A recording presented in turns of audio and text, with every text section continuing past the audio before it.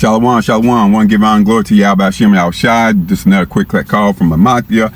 All right, we want to talk about, all right, the day of the trumpets, right? The great day of the Lord. When the Lord returns, right? What's going to happen? All right, let's go through the precepts, okay? Right? Let's go to Zephaniah 1 and start with verse 14. Zephaniah 1:14, right?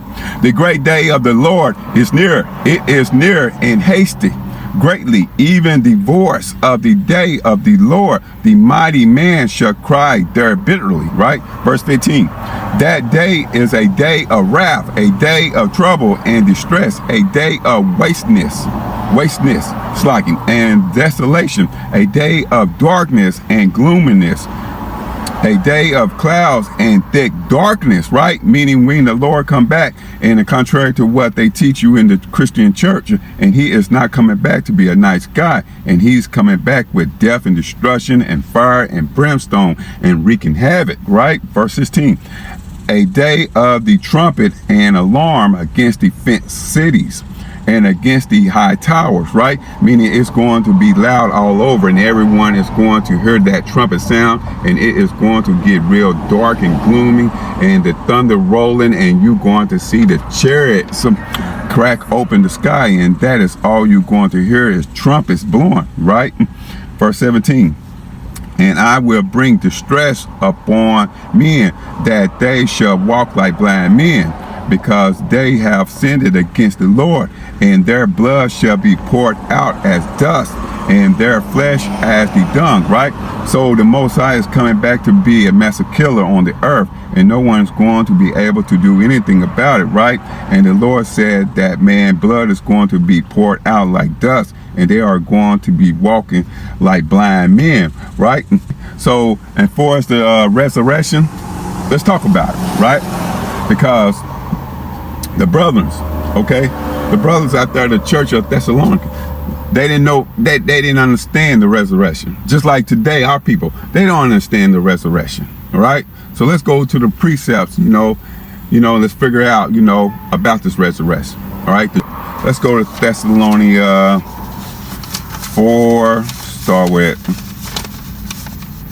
verse 13. Start with verse 13. This First Thessalonians 4 and 13, right?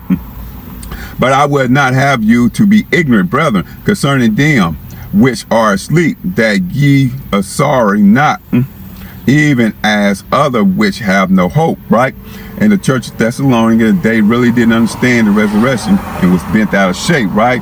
And hurt because the people had, quote unquote, died in the church, and they didn't understand what would happen to them in the afterlife. So Paul got word of that, and even if it was Cyprus or Apollos, and he kind of written a letter to comfort them and saying, I don't want you to get upset about the people, right, that died in this truth. I am going to break it down to you what's going to happen in the prophecy, right? So when people die, right, it's no such thing as hell. Hell means the grave, okay, or a lower condition. We go back to the spirit world. Let me give you one precept on that, okay? Ecclesiastes. You can go to Ecclesiastes 12, and I want verse 7.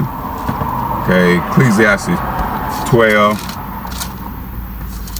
and verse 7, right? This Ecclesiastes 12 and verse 7. Then shall the dust return to the earth as it was. Meaning, when we die, our body go back to the dirt, right?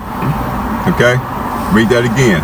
Then shall the dust return to the earth as it was, and the spirit shall return unto Yahweh who gave it, right? Our spirit go back to the spirit world. Okay, it don't go down to no hell, no underground hell. There's no such thing. It's a Greek mythology.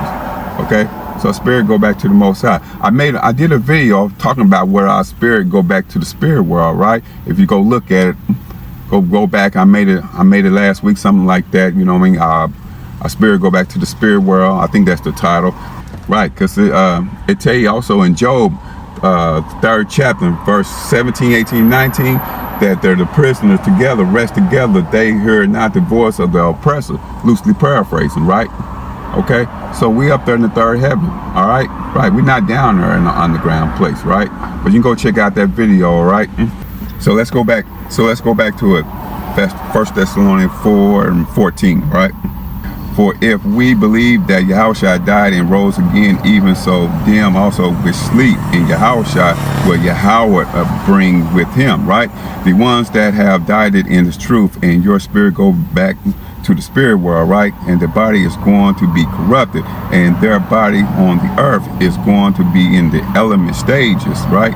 And in the last days, the Lord is going to take that element together and form that body again, what he had, and send that spirit down, and the bodies be formed it and be alive again. And then you are going to come out of the grave, and everyone that has been asleep, they are going to come out of the grave, and they will be looking around, and the Lord will put all their thoughts back in their memory, and you're going to look up, and you will be lifted up in the chairs, and the wicked will be resurrected as well, and look up and going to throw rocks and give up a middle finger to the Lord, and then the Lord will destroy them by fire, right?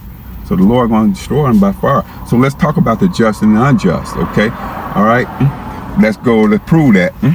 Let's go to Acts 24 and verse 15. Let's prove that. The just and the unjust. This is Acts 24 and 15, right? This is Acts 24 and 15. And have hope towards Yahweh, which they themselves also allowed, that there shall be a resurrection of the dead, both of the just and unjust, right? So the unjust is going to be resurrected, right, to be put to death, and the just are those that have been murdered, or men that have died in old age, or natural causes, or diseases, or whatever the case may be, and they are going to be resurrected for everlasting life, right? So let's go back to Thessalonians 4 verse 15, right? This 1 Thessalonians 4 and 15. For this we say unto you by the word of the Lord, that we which are alive and remain unto the coming of the Lord shall not prevent them which are asleep, right? Because you survive all of Jacob's trouble, and all hell is breaking loose on the earth, and that is not going to be the cause of the other men come out of the grave, and that's not going to stop them from coming out of the grave, right? Verse 16. For the Lord himself shall descend from heaven with a shout, with the voice of the archangel, and with the trump of Yahweh, and the dead in Christ shall rise first, right? Yahweh is coming back, and the archangels are going to blow the trumpet, right? Verse 17. Then we which are alive and remain shall be caught up together with them in the cloud to meet the Lord in the air, and so shall we ever be with the Lord, right? So the trumpet is going to sound, and people are actually going to come out of the grave and all over the world and to be with the Lord, right? So we're going to be called up and be with the Lord, right? How we know is it talking about the Israelite? Precept must be on precept. Let's go to Matthew 24 and 31.